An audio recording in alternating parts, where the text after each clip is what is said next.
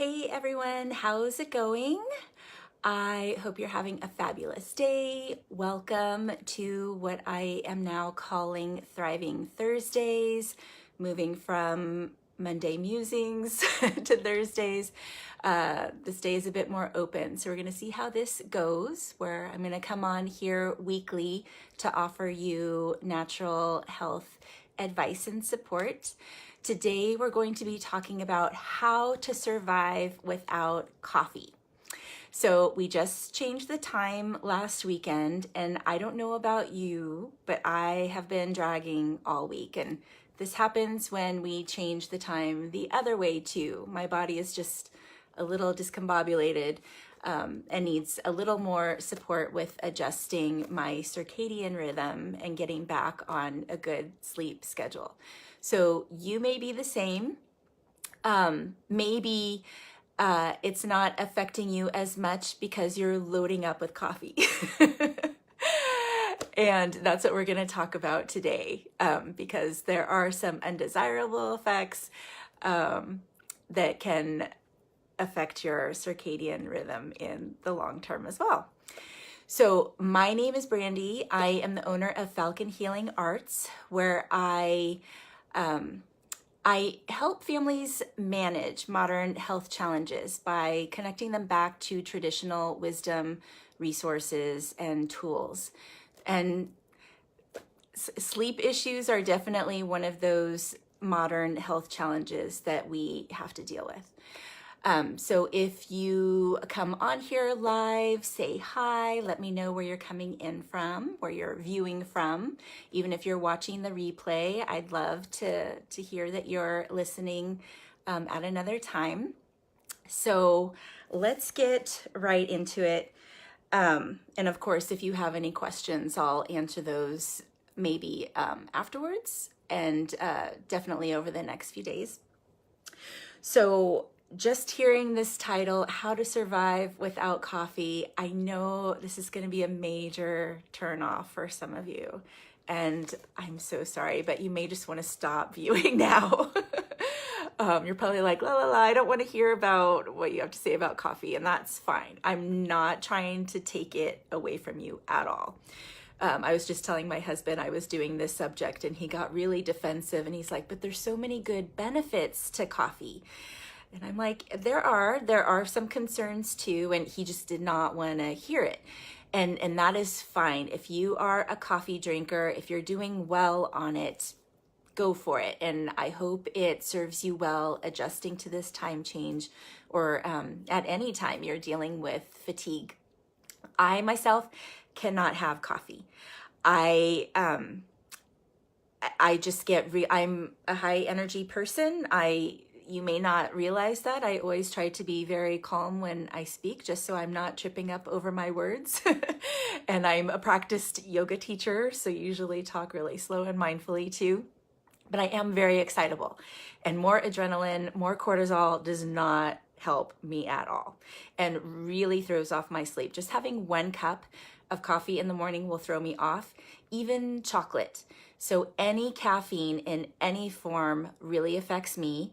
And I think it affects a lot of people.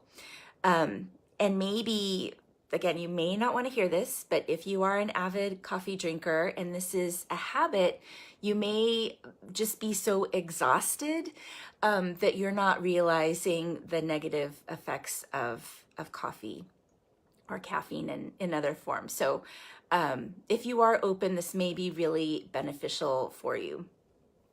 So concerns, yeah, of course, coffee, caffeine helps to boost your energy, pick up your mood, but it can be really harsh on the gut. I'm sure you're aware that coffee is a diuretic, and I think some people rely on that to keep peristalsis happening, keep the gut moving. I don't know if that's something you want to rely on. And so diuretic means that you're excreting more water. So if you're already dehydrated, that's not helpful either. And I've known a few people who have developed kidney stones because they were just drinking coffee. They thought they were hydrating with coffee. And yeah, of course, you're using water to make the coffee, but it is dehydrating you. And then, of course, it's addictive. And this is where I'm seeing a lot of defensiveness of my husband, is that he will get headaches if he stops drinking coffee. And that's a clear sign that your body's like, no, I need more, I need more. And I just always like getting to the root cause of, you know, if it's fatigue that you're feeling, if you need something to perk you up, that's always a clue that maybe you're just not getting enough sleep and need to make a change somewhere else in your lifestyle. But he was saying, I just love the taste, and I totally understand that too. So we'll talk about that in a moment. And then, of course, there's other stimulants that could affect you negatively as well, increasing adrenaline and cortisol, taxing your adrenals, affecting your circadian rhythm, and even burdening your liver. Any drug or harsh chemical is more work for your liver to process. So these things add up as you as they become a daily habit. So it's just good to question every once in a while, is this a habit that's really serving me? Or is it just covering up something else? So, like I said, I can't have coffee. And if you are in the same boat, you're probably wondering, well, how do I get through this week? What do I need to adjust? Really, again, our circadian rhythm has just been thrown off. And we did a whole sleep series of live videos about this in January. You can look back on those for more details. But I'm just going to give you a few things that'll help, the basic things to get you back on track, and then some other tools that will help you adjust as well. So basically, we just need to be going to bed earlier and then getting up earlier. It sounds so simple. It is something you need to be disciplined about, and we need to let our bodies get tired at night. So the key is lots of activity, lots of stimulation in the morning, winding down at night with a relaxing routine. So again, how do you do that? People need help on both sides of that. So first thing in the morning, and here in California, we've been very lucky to have a gorgeous sunny day. If the sun is shining, get out in the sun as early as possible. We need sunshine. That's a cue to your body that it's daylight, that this is when you're supposed to be active. If you're out in the sun, you will automatically perk up. If you're walking out in nature, just that in itself is going to perk you up as well. So activity too. And if you can combine early morning activity and outside, then you're doing double beneficial work for yourself to help boost your mood and energy during the day. Again, sounds so simple, but I think it's hard for many people to do. Hey, Brittany, glad to see you here. Also, breath work. So many of you know that I'm a yoga instructor, and I rely on my practice too to boost my energy and mood in the morning. So not just with an active yoga practice for my body, but using breath work as well. So there are many styles of breathing. We can be using a calm, even relaxing breathing, but there are some other styles that are more invigorating. Kapalabhati breathing is one of those. And I'm not going to give you a tutorial here, but I do have a video that I can connect you to where I've actually demonstrated that style of breathing. And there's a blog post on that as well. Oh, hi, Asher. I'm glad to see that you're watching too. Awesome. And yeah, this is great to model for your kids too, that you're looking to nature, you're looking to other tools that don't affect your health negatively, and you're modeling that for your kids as well.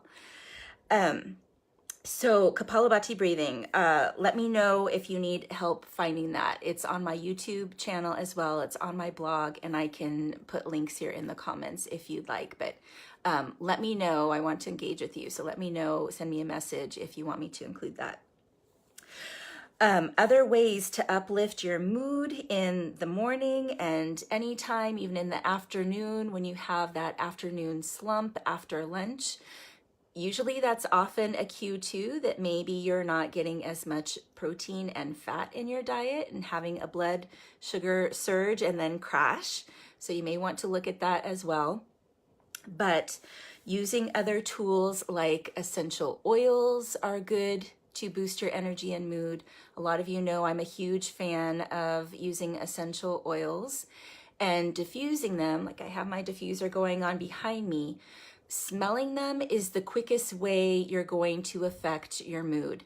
Your brain, the limbic system, the reptilian, most ancient part of your brain is the emotional part of your brain. So you smell this wonderful, uplifting scent and boing, your mood perks up. So citrus oils, mints, of course, are really invigorating when you smell them, that you just want to get moving. So I have a blend diffusing behind me. I know daylight savings time is just screwing us all up, but we're adapting. We are adapting. It's getting better each day. Oh gosh, Monday was challenging. So essential oils, and again, I can connect you with my favorite brands, my favorite blends. You could see those on my website as well, because there is a major difference in quality. And I don't want you to try some cheap brand and then say, oh, it didn't work, when I could have connected you to something better that really does work. So again, message me and I will give you that info. Another tool, or many tools, that can help you adapt are herbs and other natural supplements. So I have my favorite here. This is a blend of adaptogens which help you adapt to stress. So cordyceps and ginseng, we use these in traditional Chinese medicine. Many of you know that I'm a licensed acupuncturist, so I loved seeing here that there's cordyceps and ginseng, which we prescribe quite often to clients to help them with fatigue issues. Ashwagandha is a really popular herb, more in Ayurveda. You may be hearing about this a lot too if you read wellness blogs. There's other herbs here like quercetin for circulation, so helping to move your blood and qi, your vital energy. And then there's mitochondrial support, and your mitochondria is where you produce energy, ATP. The mitochondria are the powerhouse organelles of your cells. So there's a few ingredients here like coenzyme Q10 that is really helpful for that. I can connect you with this supplement as well, which happens to be 10% off this month. But certainly experimenting with these herbs individually would be really helpful too. So if you cannot let go of your coffee habit, I completely understand. I used to love the taste, and when I weaned off, I just started drinking decaf coffee. So just having the flavor, but without the caffeine. I know it's an awesome supplement. So just having the flavor, but without the caffeine was really helpful to make the adjustment. But even the nature of coffee, like in Chinese medicine, we consider the nature, whether it's cooling or heating for the body, that can affect your health as well. I have more of a hot nature. I'm really hot. And coffee is hot as well. So is chocolate. That's why I don't do well with them. And the negative effects are not just anxiety and lack of sleep. There's other really disrupting symptoms as well for my health. anyway, so I'm needing more cooling herbs and drinks. So green tea is a better alternative. You could try that too. You could try a decaf green tea. So these are all ways to slowly wean off and down. Now my addictive drink, it's not really an addiction because I don't get upset when I don't have it daily, but I was very happy when my husband came home and, oops, the lighting here, this is so bright. I love these Synergy kombuchas. So it does have a little bit of black tea that the mushroom, which is what kombucha is made of. Thank you, Brittany, I'm hot. I knew it. But kombucha is really energizing just because of the nutrients in it. So what you're feeding your body is boosting your cellular health. There is a little bit of sugar. There is a little bit of black tea, but most of it is metabolized by the fungi, by the mushrooms that are in the culture. And so it doesn't seem to affect me having one of these a day. There are other drinks. Occasionally I'll have barley tea, which tastes a lot like coffee. It does have gluten in it. So I don't have this all the time. I have it every once in a while. And if gluten isn't an issue for you, then just get an organic barley tea and you might really like it. But my favorite right now is rooibos, which has an earthy flavor. It's not like coffee, but it still feels like you're drinking something really tasty and substantial. And I add some almond milk into that. And so that has been my morning drink. And then I have it in the evening as well. So it's like an adaptogen that perks me up in the morning and also helps me relax. It's just a nice ritual. So that is all I wanted to offer. There may be other ways you can think of adjusting this week. Oh, I'm sure oat milk. Yeah, oat milk would be good. Cashew milk, I'm not sure. Coconut milk is really good with tea. Any of the mild milks. Hemp kind of has a stronger flavor. I'm not sure.